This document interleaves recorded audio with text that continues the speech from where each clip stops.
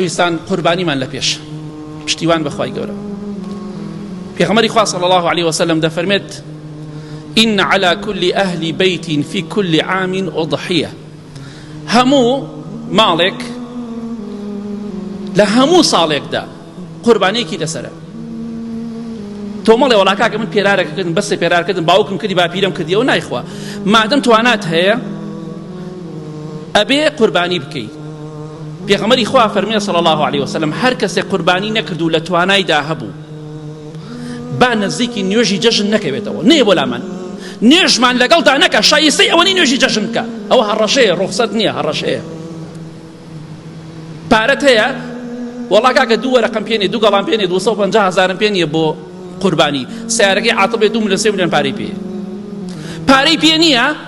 بۆ قوربانی بەڵام ژنەکەی دەڵێ قەنەفە بکڕە تاقیمی قەنەفەکڕێ بە 500,000 بە ملیۆنێک پارەی پێ نییە بەڵام بۆ دنیا پارەی پێیە بای 200,000 300,000 ئەشیا کڕێ بۆ جەژن پارەی پێیە بەڵام بۆ قوربانیەکە پێ نییە خوا فێڵی لێ ناکرێ خوا ناخەڵەتێ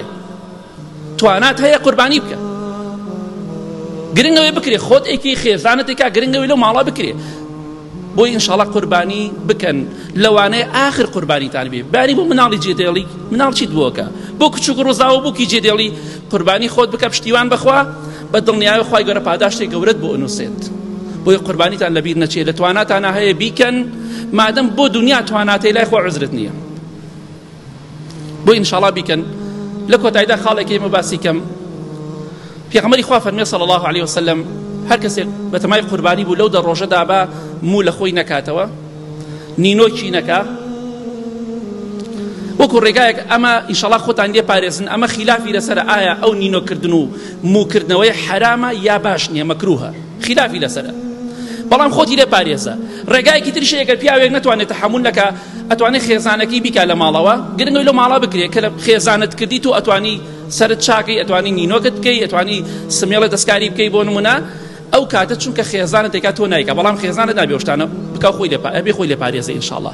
جا بۆیە دەتوانن خۆتان بیکەن یا خێزانتان بیکە گرنگەوەی لەو ماڵا بکرێت بۆیە قوربانیتان لەبیر نەچێ. ئیبراهیم سەلامی خوای لەسەر بێ ئامادە بوو لە پێناو خوادا بە فەرمانی خوا کوڕی جگەرگۆشەی خۆی سەر بڕێ تۆ ناتوانێت پێناو خۆدا حیوانێ سەر بڕی جەت خوا ئەگەروانەکەین توانامان هەبێ و نەیکین چه خێرێکمان تایە والله هیچ خێرێکمان تیا نەماوە